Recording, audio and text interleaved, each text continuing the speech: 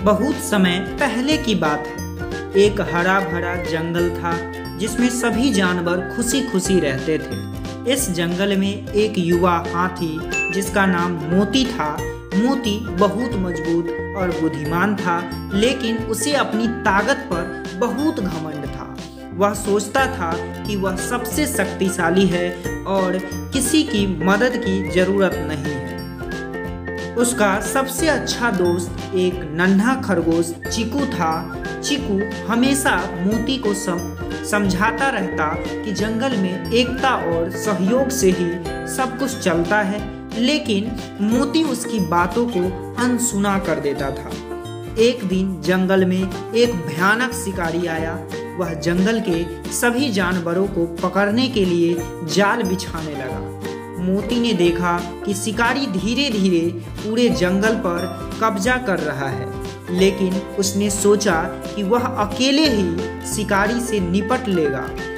उसने चीकू और दूसरे जानवरों को कहा, तुम सब डरपोक हो, मुझे किसी की मदद की जरूरत नहीं है, मैं इस शिकारी को अकेले हरा दूंगा।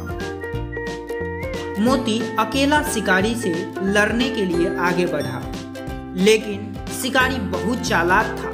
उसने मोती के लिए एक बड़ा सा जाल तैयार किया था। जैसे ही मोती शिकारी के पास पहुंचा, वह उस जाल में फंस गया।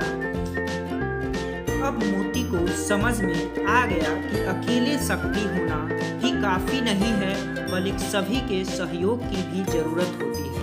उधर चीकू और दूसरे जानवरों ने देखा कि मोती मुश्किल में है। उन्होंने तुरंत मिलकर एक योजना बनाई। छोटे छोटे खरगोश और गिलहरियों ने जाल काटने का काम किया, जबकि पक्षियों ने शिकारी का ध्यान भटकाया। बंदरों ने पैरों से शिकारी पर पत्थर फेंके और उसे भागने पर मजबूर कर दिया। धीरे धीरे सभी जानवरों ने मिलकर मोती को जाल से बाहर निकाला।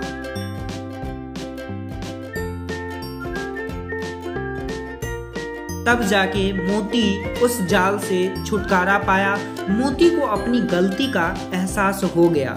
उसने सभी जानवरों का धन्यवाद किया और कहा, मैंने अपनी ताकत पर घमंड किया और समझा कि मैं सब कुछ अकेले कर सकता हूँ, लेकिन आज मैंने सीखा कि एकता में ही शक्ति है। अगर हम सभी मिलकर काम करें तो कोई भी समस्या हमारे लिए बड़ी नहीं होती। उस दिन से मोती ने अपने दोस्तों के साथ मिलकर जंगल की रक्षा करना शुरू किया और सभी जानवर खुशी खुशी एक दूसरे की मदद करने लगा। इस कहानी से हमें यही सीख मिलती है कि एकता में बल होता है। चाहे आप कितने भी मजबूत क्यों न हो, अकेले सब कुछ करना संभव नहीं होता। जब हम मिलकर काम करते हैं, तब हम बड़ी से बड़ी चुनौती को भी आसानी से पार कर सकते हैं।